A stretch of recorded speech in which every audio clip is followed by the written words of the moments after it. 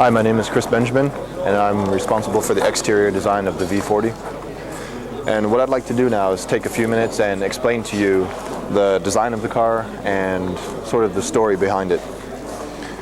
The first thing that you notice about the car, if you start big and then go in small, if you notice the car in side view, the first thing you see is the dynamic sort of presence of the car. It sits well on the road. It has a very fast silhouette, and that's something that's very striking when you see it moving down the road. And the silhouette is contrasted by two other lines. You have the shoulder line, which has this very distinctive P1800 feature in the rear door, and then the lower rocker line of the car sort of sweeps upward, and that sort of acts as a counterbalance to the dropping roof line.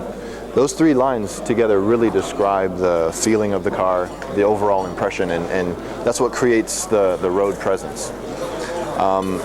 One other thing that is very specific about this car is how dynamic that continues. So if you come along the A-pillar, that line sweeps down and it goes into the front end.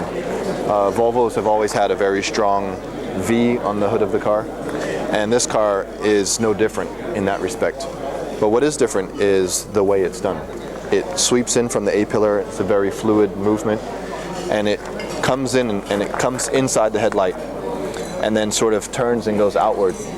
And really what I wanted to do with that is create nice width to the car and sort of get a very low, wide feeling to the front end. That is sort of contrasted by the other line that comes from the outside, from here and around the outside, and sort of frames out the bottom of the car in a nice way. And it also frames the very nice daylight running lamps in the bottom. The entire front end is meant to create an impression of width, give you road presence. And for example, if you were moving down the German Autobahn and one was coming behind you, you would certainly know it was there.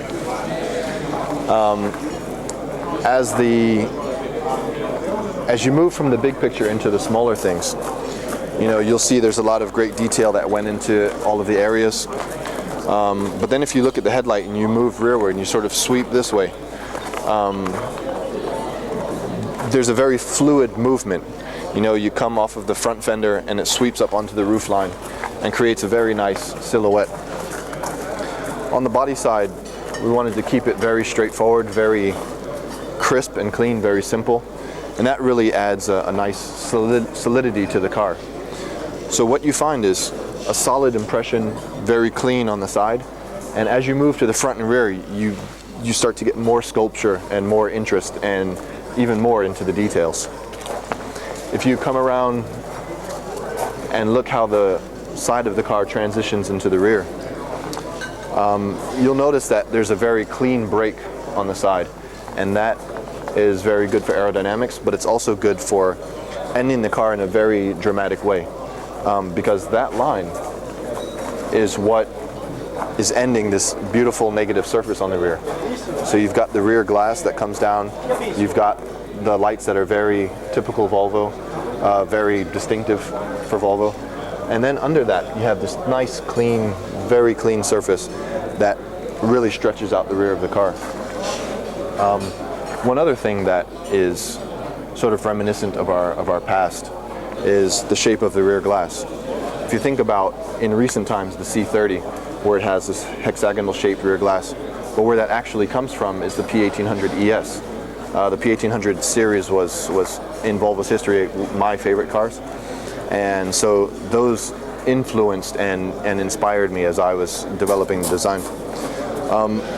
Also, what that hexagonal black area does is it creates a nice breakup on the rear. So you have the nice negative surface, but the graphics create a different look than the actual surfacing, and that adds a second level of sophistication into the entire car, and that's just one example that you can see on the rear. One thing of special note is the way all of the areas of detail are treated.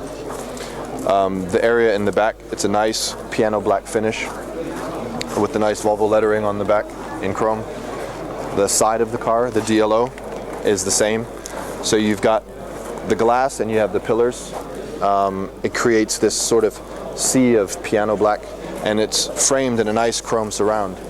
And what we did differently on this car, which is quite special about the impression of the side, is we wanted to make sure that it was a continuous sort of graphic. So the chrome goes all the way around, and there are no breaks. That's one thing that is cheaper to do, where you have just an extruded chrome that comes down on the top, and then extruded chrome on the bottom, and then they join in a sort of normal way. What we did was we had, the extruded pieces in the doors, but then a molded piece that sort of matches one section to the other, and that creates, first of all, a look that's a lot more expensive looking, and it also adds a level of sophistication. We did the same thing at the front, so that it wasn't just chopped off. The chrome continues around, and we have this extra little panel, and that creates a complete closed shape, and it also stretches out the DLO, which also gives the car a much lower appearance. One thing about the hood area and the car, it doesn't only look sleek, but it also is sleek. It's 29 millimeters lower than a C30, and we were able to achieve that by the pedestrian airbag that we have in the hood. It's a world first. Its main design is to improve pedestrian protection and safety, but the side effect of that is it allowed us to lower the hood, lower the roof, and that's partially what creates the dynamic stance, but also creates better CO2 and fuel efficiency, and that's how we were able to get down to 94 grams on the D2. The details continue in the front. When you look at the treatment of the headlamp, it's not just a sea of chrome. There's a lot of different levels of detail. There are shiny black parts inside, there are matte black parts, and then there are the detail pieces in chrome, and the way the eyebrow creates the lighting above the main light unit. And then also in the grille, we have the same treatment with the materials. Nice chrome surround, and then the interior of the grille is also piano black, and that combination creates many levels of sophistication, but also kind of a second and third read that you see. If you look at the car from a distance, you see one thing, and then you come up close and you start to look at the details and how things are treated, and that creates this feeling of worth, this feeling of luxury, and that was something that was of the utmost importance in creating a small car that also felt luxurious, was luxurious, and this combination of things, the combination of the design, the proportion, the attention to detail, it really creates a Scandinavian beauty.